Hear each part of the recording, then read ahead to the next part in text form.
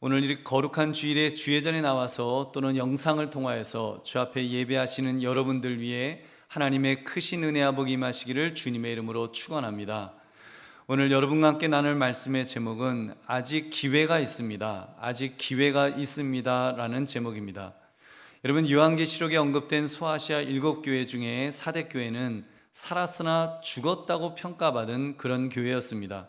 자기들은 활동도 하고 기도도 하고 예배도 드리고 나름대로 열심히 신앙생활을 한다고 자부했는데, 불꽃 같은 눈으로 보시는 예수님이 보시기에는 너희는 죽은 거야, 너희는 죽은 교회다, 이렇게 평가하신 것입니다.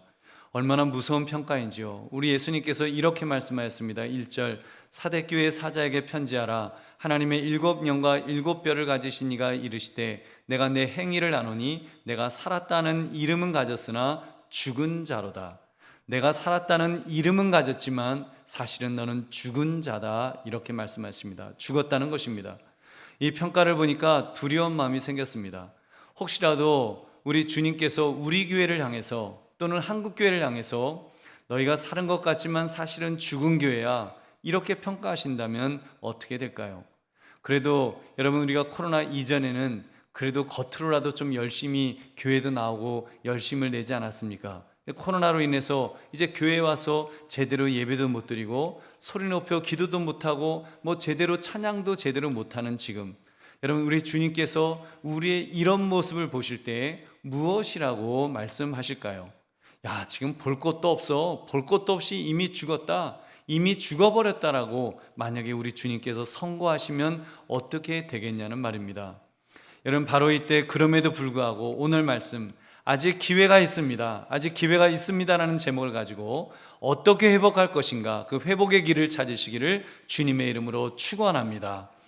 여러분, 사대교회를 살피기 위해서는 사대교회가 있었던 이 지역, 사대의 지역을 살펴야 될 것입니다. 지정학적으로 그리고 역사적으로 살펴보기를 원합니다. 사대는요, 산기슭에 돌출된 산마루에 세워진 천연의 요새로 이루어진 도시였습니다. 해발 한 450m로 아주 높은 난공불락의 완벽한 안전지대였기 때문에 역사적으로 그 어떤 적들도 그 성을 함락시켜 본 적이 없었습니다. 거기다 그 정면 돌파해서 함락시킨 적이 없었어요. 거기다 한때는 그 도시를 관통하는 강 주변에서 황금이 발견되었으니 얼마나 도시가 활력이 있었을까요? 골드러시라는 말이 있죠. 금이 발견되어 많은 사람이 몰려오는 힘이 넘치는 그런 상황이었을 것입니다. 그런 사대 지역이 있는데 그렇게 명성도 얻고 재력도 얻었었는데 어느 날부터인가 보니까 서서히 죽어가는, 금도 나오지 않고 사람들도 몰려오지 않는 그런 도시가 되었다는 것입니다. 그러니까 나름대로 아픔이 있는 그런 도시였습니다. 그리고 무엇보다도 더 큰 아픔이 있는 도시였는데 그것은 함락의 아픔이었습니다. 조금 전 천혜의 요새였기 때문에 한 번도 정면 돌파로는 뚫린 적이 없는 그런 강력한 요새라고 그랬습니다. 그럼에도 2번이나 함락되었으니 이게 기가 막힐 노릇이죠. 어떻게 된 일일까요? 그 이유는 난공불락의 요새라는 것만 믿고 그 성벽을, 그 지킬 경계병을 제대로 세우지 않았었기 때문이라는 것입니다. 이런 역사가 있었습니다. 페르시아의 왕 고레스가 그 사대성을 공격했는데 너무 높아서 도저히 함락을 시킬 수가 없었습니다. 아무리 공격해도 안 되는 거예요. 그런데 우연히 그 사대성에서 이렇게 한 경계병이 이렇게 아래를 내려다보다가 투가 떼그르르 하고 가파른 그 절벽 아래로 떨어지는 것을 목격했습니다. 그 병사가 그것을 집어 올리기 위해서 바위에 아주 좁고 길게 갈라진 틈 사이로 막 이렇게 기어 내려가는 것을 본 것입니다. 그 광경에서 아이디어를 얻어갖고 이 왕이 소수의 정예병에게 너희들 오늘 밤 이제 그 군대를 끌고 가서 그 똑같은 방법으로 기어 올라가라. 그렇게 해서 그 성을 기어 올라가서 기습을 했습니다. 당연히 경계병이 없었기 때문에 성문을 활짝 열어서 너무 쉽게 점령해 버린 것입니다. 사대는 그런 아픈 역사를 가진 그런 도시였습니다. 여러분, 사대 교회는 바로 그 사대라고 하는 그 도시, 그 지역에 있던 그 역사와 또는 굉장히 너무나도 유사한 그런 그 영적 상태라는 것을 우리가 알 수 있습니다. 겉으로는 난공불락으로 아주 으쌰으쌰 살아있는 교회처럼 보였습니다. 그러나 사실은 주님께서 보시기에는 이미 죽은 교회였다는 것입니다. 얼마나 섬뜩한 영적인 상태였는지요. 이 4대 교회에 대해 우리 예수님은 그들이 영적으로 죽은 상태라는 것을 냉정하게 지적해 주셨습니다. 2절 후반부, 너는 일깨어 그 남은 바 죽게 된 것을 굳건하게 하라. 내 하나님 앞에 내 행위에 온전한 것을 찾지 못하였느니. 예수님께서 말씀하였습니다. 나는 너가 하는 일이 내 하나님 보시기에 온전한 것이 없어 보인다. 완전함을 내가 찾지 못했다. 제대로 된 게 없어. 제대로 하는 게 너무 부족하다. 지금 그것을 지적하신 것입니다. 그러게 볼 때 여러분, 그들의 외적 모습은 그럴듯해 보인 게 이게 아무 소용이 없는 거예요. 4대 교회는 매우 분주하게 활동을 했습니다. 교회가 발전적으로 잘 있고 출석률도 좋고 부흥하고 바쁘게 돌아가고 성도들도 교제하는 것 같고 굉장히 좋아 보였습니다. 그럼에도 주님께서 보시기에는 아니었다는 말입니다. 경건의 모양은 있었지만 경건의 능력이 빠진 것입니다. 예수 그리스도가 아닌 형식적인 예배만 그냥 드리고 있었습니다. 예수님이 아닌 사회적인 활동에 마음이 빼앗겨 있었습니다. 예배도 그렇고 기도도 그렇고 설교도 형식적이고 모든 게 다 그냥 형식적인 그냥 그런 모습이었습니다. 여러분, 겉으로 외적으로 그럴듯하면 여러분 괜찮은 것일까요? 여러분, 예배가 멀쩡하니 드려지고 교제가 멀쩡하니 되면 다 괜찮은 것일까요? 아닙니다. 우리 주님은 분명하게 지적하였습니다. 온전한 것을 찾지 못하였다. 살았으나 죽었다. 살았으나 죽었다라고 그렇게 말씀하십니다. 얼마나 무서운 그런 지적이신지요. 여러분, 이런 상황에서 사대교회가 어떻게 다시 살아날 수가 있을까요? 살았으나 죽었는데 어떻게 다시 회복할 수 있을까요? 방법은 한 가지밖에 없습니다. 하나님의 7열과 7뼈를 가진 이 예수 그리스도를 통해서만 다시 살 수 있는 줄 믿으시기 바랍니다. 여러분, 그렇기 때문에 예수님은 지금 4대 교회의 영적 죽음을 지적하시면서 예수님이 어떤 분이신가를 먼저 소개하셨습니다. 1절 말씀, 4대 교회 사자에게 편지하라. 하나님이 7영과 7뼈를 가지신 이가 이르시되 내가 내 행위를 나누니 내가 살았다는 이름은 가졌으나 죽은 자로다. 이 말씀은 4대 교회가 죽은 자이지만 예수 그리스도를 통해 다시 살아날 수 있다는 것을 보여주시는 것입니다. 예수님을 가리켜서요, 하나님의 7영을 가지셨다고 했습니다. 이것은 이 7영은 하나님의 성령을 가리킵니다. 7이라는 숫자가 완전하고 충만하고 완벽한 것을 의미합니다. 그러게 볼 때 이 7영이란 완전하신 성령님을 의미하는 것입니다. 성령님의 역할이 무엇일까요? 예수님이 함께 하시는 그 성령님의 역할, 성령은 생명적 사역을 행하시고 말씀을 수단으로 생명적 활동을 행하시는 분이십니다. 한마디로 4대 교회를 다시 살리실 수 있는 분이십니다. 여러분, 그 예수님은 그 성령 그 일곱 그런 영뿐만 아니라 그 예수님은 또한 7뼈를 가지신 이라고 하였습니다. 요한계시록 1장 20절을 보니까 7뼈는 7교회의 사자라고 말씀합니다. 내가 본 것은 내 오른손에 7뼈의 비밀과 또 7금촛대라. 7뼈는 7교회의 사자요 7촛대는 7교회니라. 아멘. 7교회의 사자, 여러분 헬라어로요 이 사자가 앙겔로이라고 천사들을 가리킵니다. 학자에 따라서는 교회 지도자들이라고 해석하기도 합니다. 또 그 교회의 천상적 대응체로 보는 견해도 있습니다. 어려운 부분이나 한마디로 이것이다 라고 해석하지는 않겠습니다. 다만 분명한 것은 우리 예수님께서 이 교회 공동체에 대한 주재권을 가지셨다는 것을 지금 보여주는 것입니다. 7뼈를 손에 거머쥐고 계신 그 예수님의 모습, 그 예수님의 모습이요 교회에 대해 로드십을 갖고 있는 주인으로서의 그 주재권, 왕권을 갖고 있음을 강조하신 것입니다. 그러므로 예수님만이 죽은 4대 교회를 살리실 수 있으십니다. 예수님만이 혹시 우리가 영적으로 죽었더라도 다시 살리실 수 있으십니다. 그러므로 주님의 말씀에 우리가 귀를 기울여야 하는 이유입니다. 여러분, 그렇다면 주님께서 무엇이라고 지금 4대 교회를 향해서 명령하였습니까? 우리 3가지 주신 말씀을 살피며 은혜를 나누고자 합니다. 첫째로요, 영적으로 깨어나라고 하셨습니다. 영적으로 깨어나라. 여러분, 영어 성경에는 이렇게 번역했어요. Wake up, wake up. 일어나, 깨어나. 이렇게 하나님께서 이렇게 예수님께서 말씀하셨다는 것입니다. 여러분, 아침이 되면 어머니가 깨우잖아요. 어렸을 때 야 일어나 일어나 학교 가야지 뭐 해야지 하면서 깨우시잖아요. 여러분 물론 죽은 자는 깰 수 없습니다.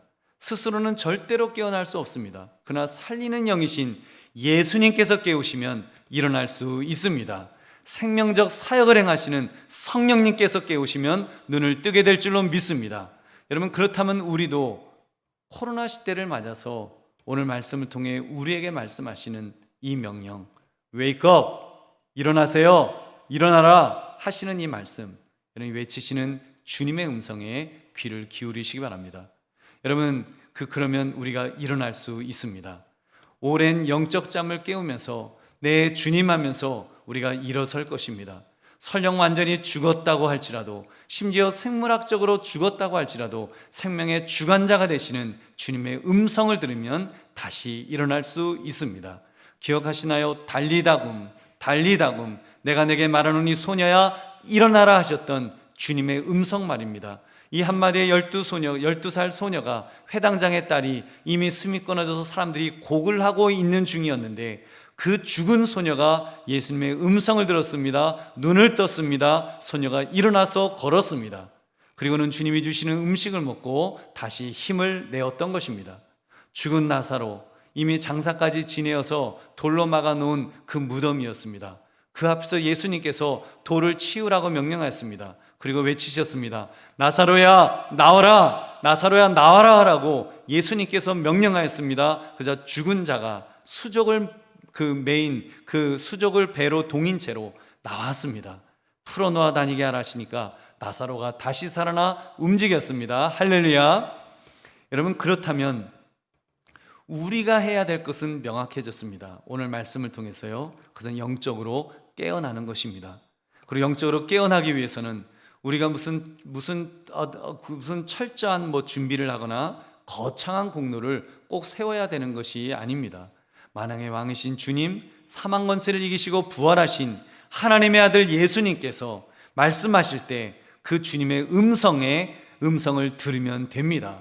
그 음성을 듣고 반응하기만 하면 됩니다. 그 주님께서 명령하실 때 들으면 됩니다. 아멘 하면서 그 음성에 순종하면 여러분 주님께서 우리를 살리실 줄로 믿습니다.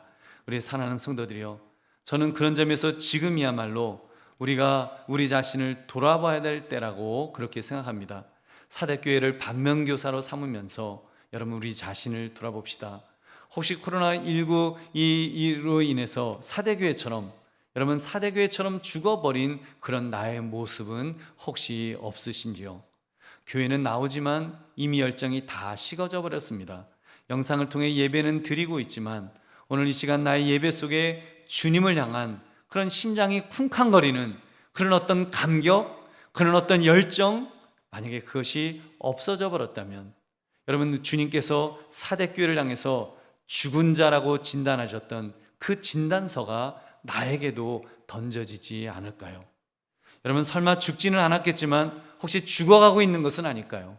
지금 내가 죽어가고 있는 중은 아닐까요? Wake up 하면서 깨어라, 깨어나라 하시는 여러분 주님의 목소리에 귀를 기울여야 합니다. 그리고 눈을 뜹시다.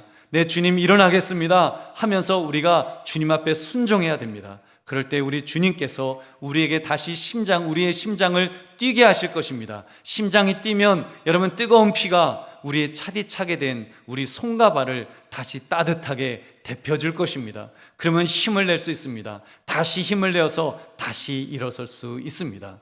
여러분 그런 점에서요, 당장 나부터 깨어납시다. 아무개도 일어나야 돼, 아무개도 자고 있는 것 같아, 다른 사람 이야기하지 마시고 나부터 깨기를, 내가 주님의 말씀에 내가 일어나기를 먼저 결단하자는 것입니다.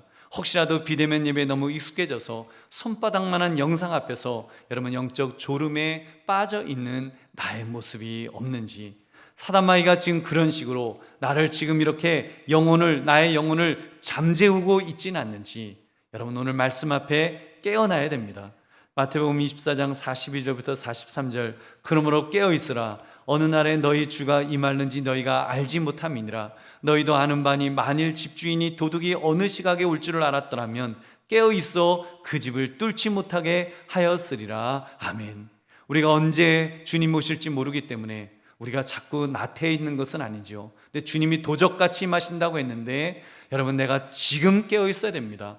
다음에 깨어 있지, 코로나가 다 끝나면 깨면 되지, 그것이 아니라 여러분, 지금 이 순간 여러분, 내가 깨어야 될 때, 주께서 wake up, 일어나라 하실 때 여러분, 깨어나는 우리의 모습이 있어야 될 줄로 믿습니다. 여러분, 우리 사랑하는 성도님들, 우리 그리고 궁극적으로는요, 그 내 개인이 깰 뿐만 아니라 교회적으로 깨어나야 합니다. 교회가 이 땅에 왜 존재해야 하는지, 요즘 재개발을 앞에 두고 있는데 우리가 믿지 않는 사람들에게 한강교회가 이 지역에서 왜 있어야 되는지 우리가 분명하게 말해줄 수 있어야 됩니다. 우리 교회의 소명이 무엇인지, 여러분 각자의 소명이 무엇인지, 그리고 왜 한강교회로 우리가 함께 모여야 하는지 여러분 분명한 자의식이, 각성이 있어야 됩니다. 안위함에 빠져 있으면 안 됩니다. 늘 그래왔으니까, 지금까지 그래왔으니까 이런 생각에 머물러 있으면 안 됩니다. 지금 이 순간 이 땅에서 주님을 위해 어떤 존재로 무엇을 하며 살아야 하는가, 무엇을 하라고 주님께서 나에게 생명을 주시고 내 생명을 연장시켜 주셨는지 여러분 그것을 분명하게 우리는 깨달아야 됩니다. 주님을 기쁘시게 해드리는 존재가 되어야죠. 주님을 영화롭게 해드리는 존재가 되어야죠. 그래서 우리의 모습을 통해서 믿지 않는 자들이 하나님을 발견할 수 있도록, 그리고 나도 저 하나님을 믿어야 되겠다라고 그렇게 고백할 수 있도록 여러분 우리가 그렇게 쓰임받아야 될 줄로 믿습니다. 그러므로 다시 한번 영적으로 깨어나기 위해서 정말 우리가 영적으로 각성할 수 있는 저와 여러분 되시기를 주님의 이름으로 축원합니다. 두 번째, 남은 것들을 굳게 세워야 됩니다. 그 남은 바 죽게 된 것을 굳건하게 하라. 남아있는 것이 완전히 죽기 전에 힘을 북돋아 주라는 그런 말씀입니다. 그것들을 강화시키라는 말씀이죠. 여러분, 사대교회는 죽은 교회였습니다. 분명히 주님께서 죽은 자로다라고 평가하셨으니까요. 그럼에도 사대교회가 주님께서 피값을 주고 사신 교회였던 것처럼 여러분 모든 교회는 그래도 소망이 있습니다. 예수 그리스도로 인하여 소망이 남아 있습니다. 주님께서는 주님이 피값을 주고 사신 교회가 죽도록 망하도록 내팽개치지는 않으실 것이기 때문입니다. 4절 말씀, 그러나 사대에 그 옷을 더럽히지 아니한 자 몇 명이 내게 있어 흰 옷을 입고 나와 함께 다니리니 그들은 합당한 자인 연고라. 아멘. 여러분, 사대교회에 자신을 더럽히지 않은 사람들이 있었다는 말입니다. 이것은 교회 안에 신실한 성도들이 있음을 의미하는 것입니다. 교회는 소돔과 고모라와 같은 그런 타락한 도시가 아니니까요. 여러분, 그런 소돔과 고모라, 거기에는 의인 10명이 없어서 망해버렸습니다. 교회는 소돔처럼 고모라처럼 거대한 성이 아니라고 할지라도, 많은 사람이 모이지 않았다고 할지라도 여러분 소망이 있습니다. 왜요? 교회는 주님께서 피값을 주고 사신 교회이고 거기에 성도가 있기 때문입니다. 거기는 틀림없이 주님께서 예비하신 남은 자들이 있는 줄로 믿습니다. 여러분 기억하십니까? 엘리야가 갈멜산에서 바알과 세라를 섬기는 사제 850명과 능력 대결을 해서 이겼지만 아합과 이세벨이 회개하지 않았습니다. 오히려 엘리야를 죽이려고 했습니다. 엘리야가 너무 낙심이 되어서 하나님께 이렇게 하소연했습니다. 열왕기상 19장 14절, 그가 대답하되 내가 만군의 하나님 여호와께 열심히 유별하오니 이는 이스라엘 자손이 주의 언약을 버리고 주의 제단을 헐며 칼로 주의 선지자들을 죽이미오며 오직 나만 남았거늘 그들이 내 생명을 찾아 빼앗으려 하나이다. 내가 나밖에 안 남았다는 거예요. 자기만 남았다고 낙심해 있는데 그때 주님께서 이렇게 답해 주셨습니다. 열왕기상 19장 18절, 그러나 내가 이스라엘 가운데 7,000명을 남기리니 다 바알에게 무릎을 꿇지 아니하고 다 바알에게 입맞추지 아니한 자니라. 아멘.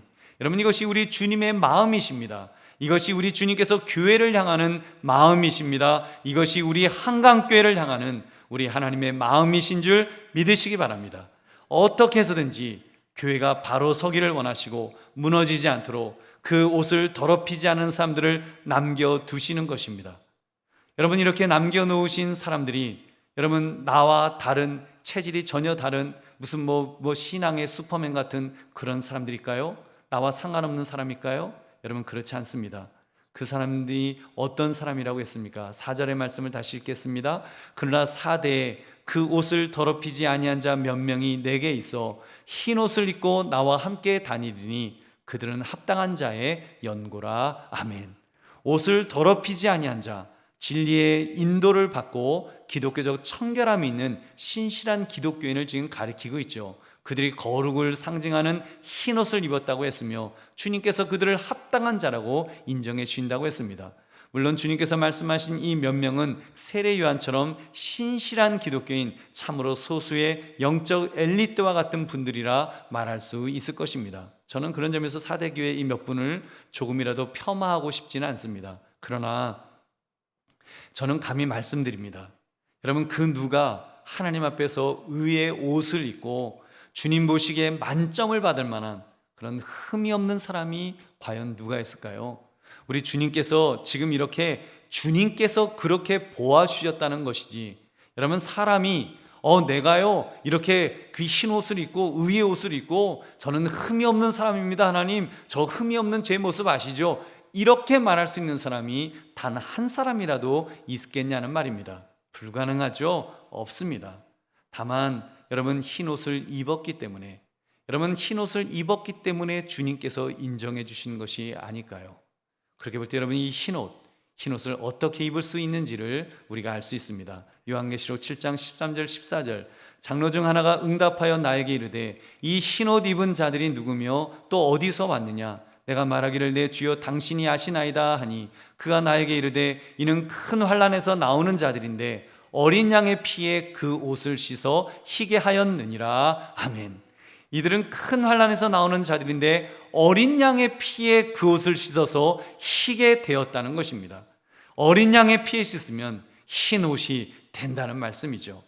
여러분, 사랑하는 성도님들, 그래서 저는 감히 주님께서 남은 것들을 굳게 세우라는 말씀을 이렇게 적용하고 싶습니다.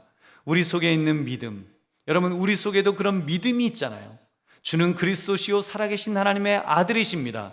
이 고백 여러분 있지 않습니까? 여러분 믿으십니까? 여러분, 정말 주는 그리스도시요 살아계신 하나님의 아들이십니다. 이 고백이 내 속에 있다면 여러분, 그것이 정말 지금은 좀 쪼그라들어서 작은 믿음이 돼서 어떻게 보면 겨자씨만큼 작아졌다 할지라도 여러분, 나에게 그 믿음이 남아있다면 소망이 있는 줄로 믿습니다.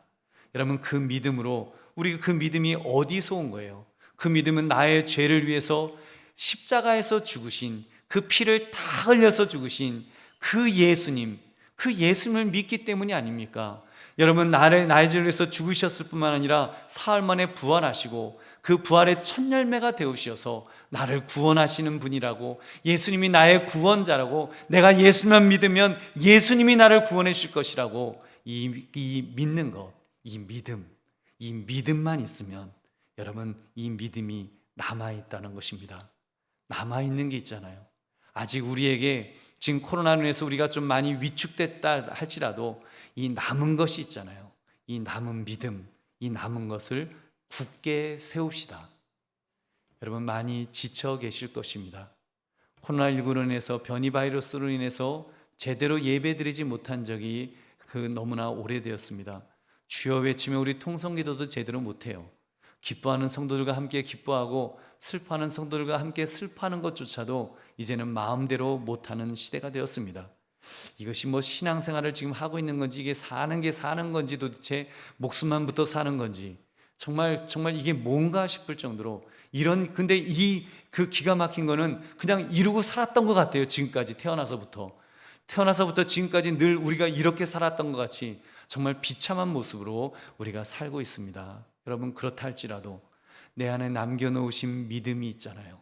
내 안에 남겨놓으신 믿음이, 내가 예수님을 믿습니다, 내가 예수님을 믿기 때문에 이런 속에서도 내가 지금 죽어도 나는 천국 갈 수 있습니다.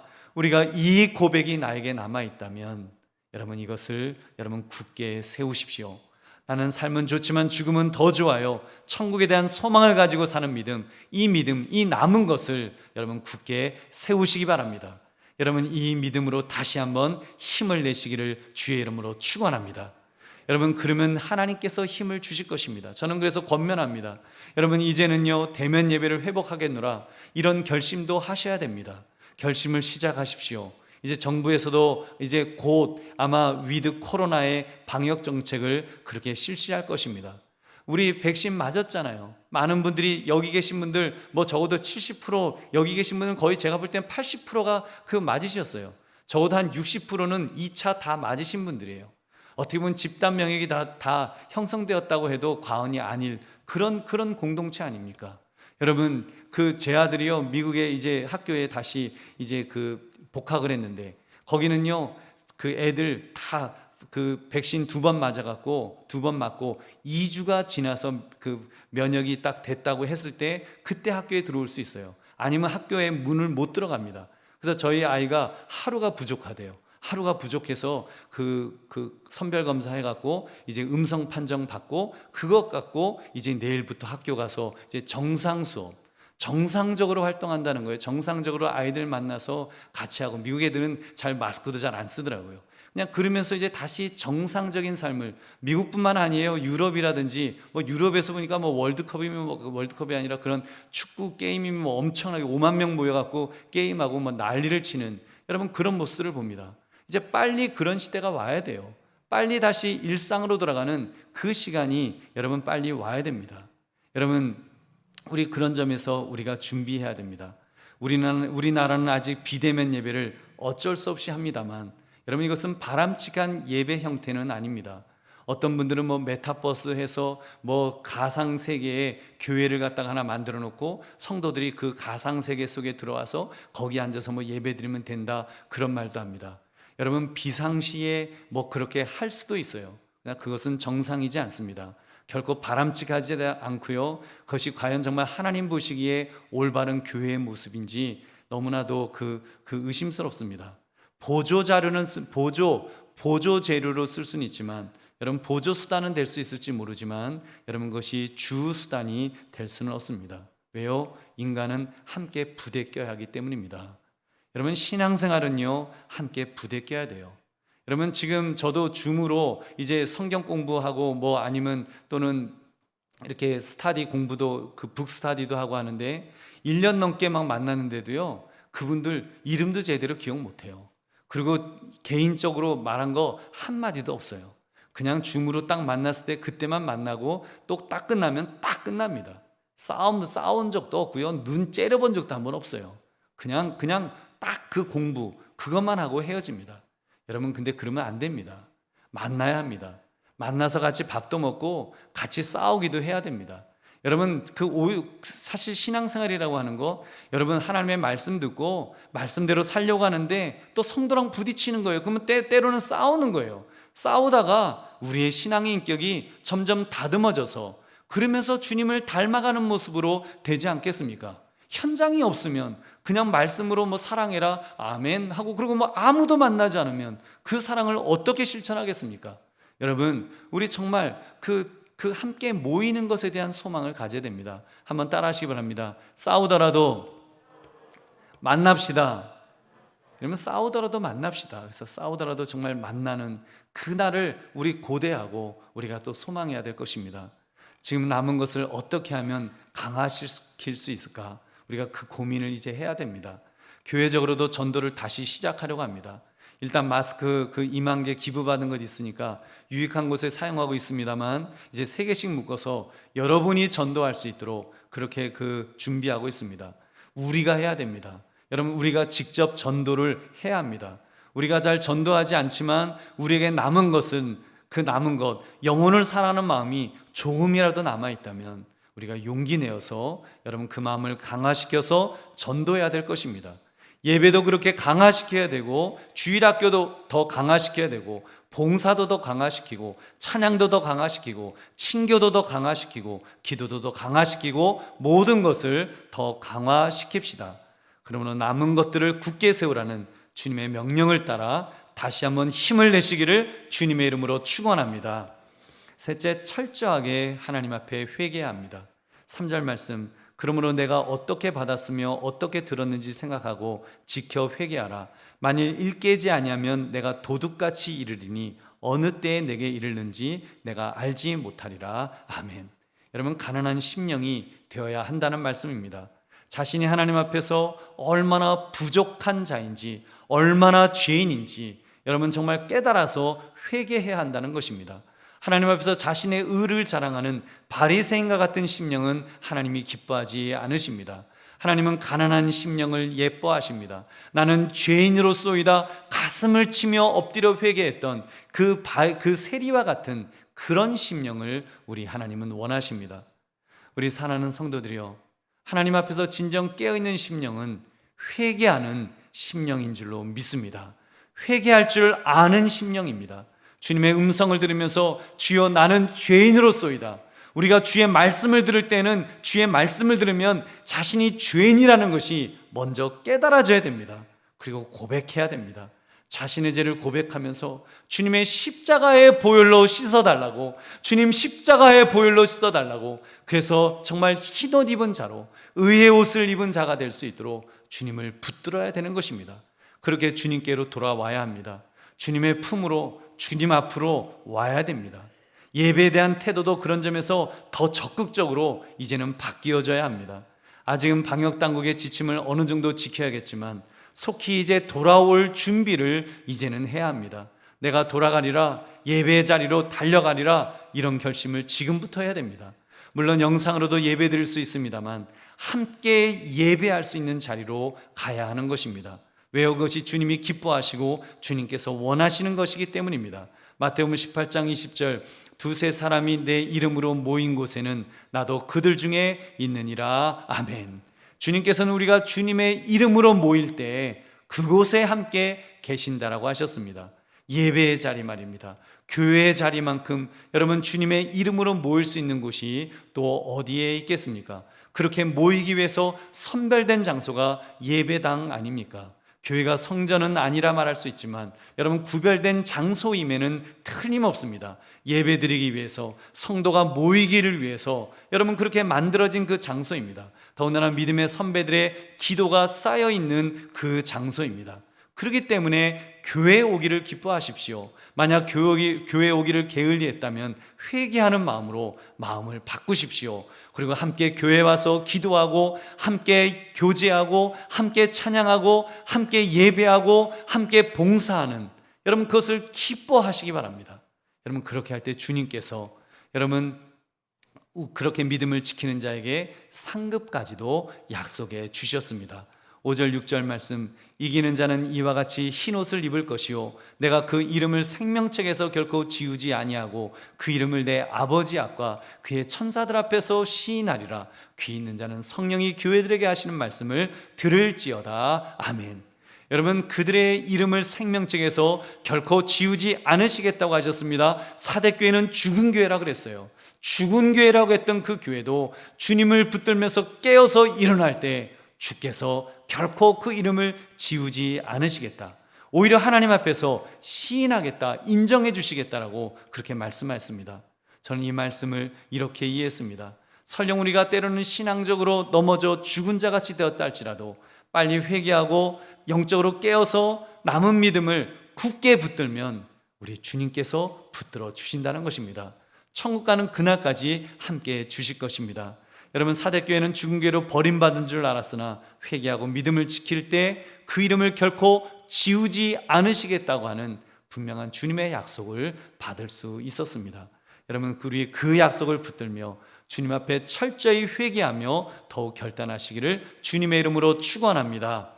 말씀을 맺습니다. 아직 기회가 있습니다. 아직 기회가 있어요. 이것은 사대교회처럼 영적으로 죽은 교회 또는 죽은 성도에게 주어지는 말씀입니다. 산 것 같으나 어이없이 쓰러져 버렸던 나의 모습이 최고의 요새를 가지고도 빼앗겼던 사대의 모습과 여러분 다소 닮은 것은 아닐까요? 영적으로 죽었다고 한다면 이제는 다 끝났구나, 내가 죽었으니까, 내가 실패했으니까 난 이제 끝났구나, 우리가 포기할 수밖에 없겠지만 포기하지 마십시오. 여러분 성도는 아닙니다. 성도는 포기하지 않습니다. 왜냐하면 하나님께서 아들의 피값으로 사신 성도이기 때문에 하나님께서 끝까지 붙들어 주실 것입니다. 포기하지 않으십니다. 영적으로 깨어나면, 그리고 남은 것이나마 굳게 붙들고 세우면 됩니다. 무엇보다도 주님 앞에서 나의 부족함을 회개하며 나를 불쌍히 여겨달라고 기도하며 나아갈 때 주님께서 버리지 않으실 것입니다. 아직 기회를 주실 것입니다. 하늘의 생명책에서 결코 이름을 지우지 아니하리라 약속하였습니다. 그리고 내가 인정해 주리라, 하나님 앞에서 시인하리라고 우리 주님께서 약속해 주셨습니다. 여러분, 그러므로 아직 기회가 있습니다. 이 제목을 가지고 포기하지 마시고 다시 한번 용기 내어 믿음으로 결단하시는 저와 여러분 되시기를 주님의 이름으로 축원합니다.